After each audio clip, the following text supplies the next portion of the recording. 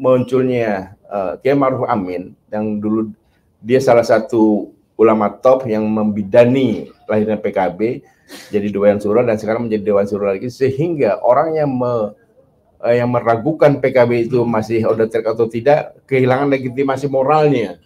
Jadi sudah kehilangan legitimasi moral sehingga tidak ada celah lagi dia untuk mengatakan bahwa PKB tidak on the track.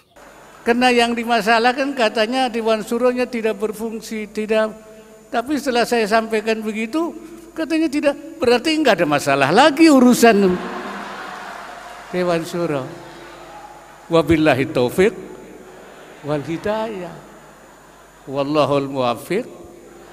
Selesai masalah. Terus apa lagi yang dipersoalkan? Apalagi yang dipersoalkan? Enggak ada. Selesailah masalah konflik yang mungkin terjadi itu.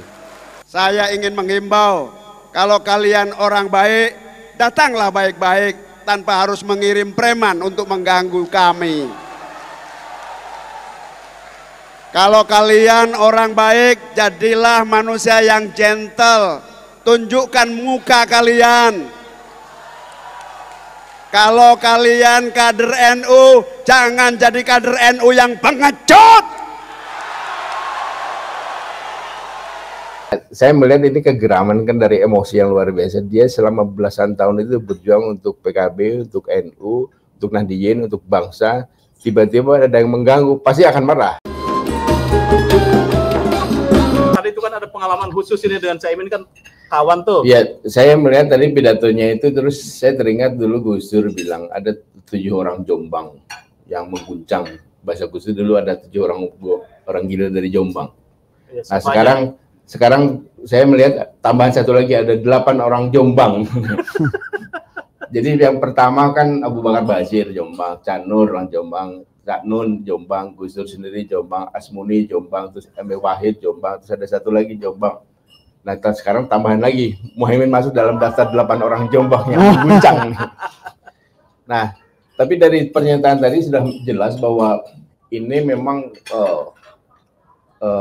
garis politik itu kan harus dari batin ya, dari jiwa. Nah, Muhaimin sudah menampakkan jiwa seorang politisi. Politisi kan kalau berjuang memang mempertaruhkan segalanya. Betul. Ya. Nah dia sudah lakukan, yang lain-lain kan nggak berani tuh. Begitu ada masalah dia langsung ngumpet, ngilang, mundur. Ya. Nah Muhaimin Iskandar membuktikan bahwa inilah cara berjuang orang politik. Tidak berani mempertanggungjawabkan apa yang dia katakan dan melakukan apa yang dia katakan. Nah kemudian ini kan juga di backup oleh Kiai Ma'ruf Amin. Ini Kiai Ma'ruf Amin itu ini karena muktamarnya di Bali, jadi banyak orang yang kembali Kiai Ma'ruf kembali menjadi ketua Dewan Syuro. Muhaimin kembali menjadi ketua umum DPP PKB dan di Bali. Nah yang menarik ini kan dengan munculnya Kiai Ma'ruf Amin yang dulu dia salah satu ulama top yang membidani lahirnya PKB jadi Dewan Syuro dan sekarang menjadi Dewan Syuro lagi, sehingga orang yang meragukan PKB itu masih on the track atau tidak kehilangan legitimasi moralnya. Jadi sudah kehilangan legitimasi moral sehingga tidak ada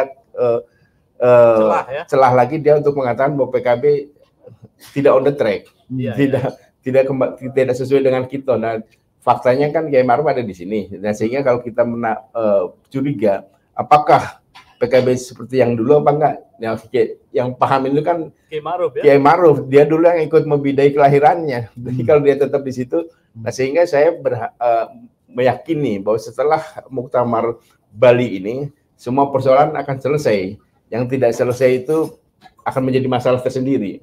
Nah, jadi soliditas PKB dari hasil Bali ini akan makin menguat dan masyarakat publik yang non NU itu menjadi tetap yakin bahwa PKB akan tetap mengemban polisi politik untuk kebangsaan.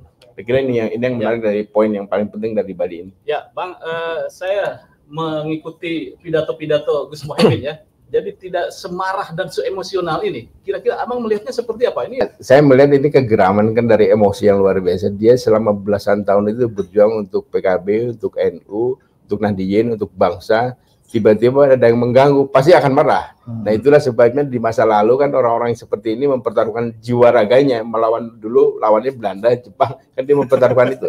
Nah ini karena sudah menggelegak dia, kecuali ya kalau orang ini berjuangnya setengah hati, ketika ada tantangan dia nggak berani mempertaruhkan itu. Ini kan dia sudah memberikan semuanya. Iya. Nah ketika diganggu pasti marahnya akan luar biasa, memuncak. Gitu ya. Jadi ini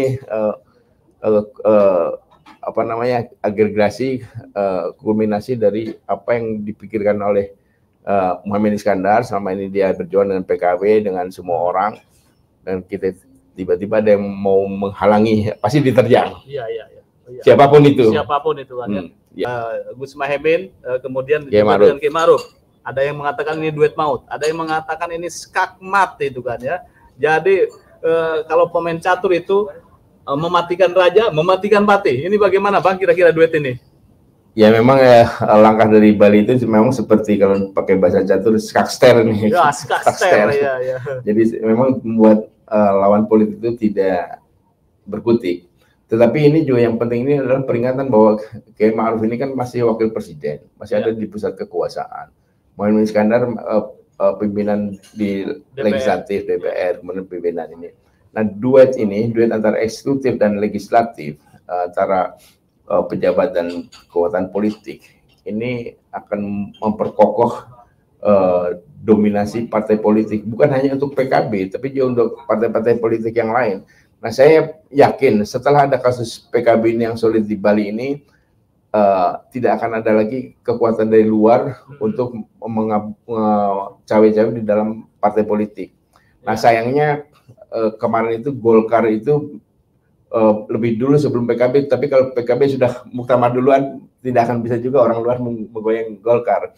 Nah, tapi juga peringatan ini kan juga ditujukan kepada bukan hanya PBNU yang dipimpin oleh sahabat saya ya, Yahya Stakuf, tapi juga ini untuk orang di luar itu yang memang masuk ke ranah Nahdien untuk mengadu sesama Nahdien. Nah ini juga pasti akan berpikir ulang juga bahwa ternyata Nahdien itu kompak.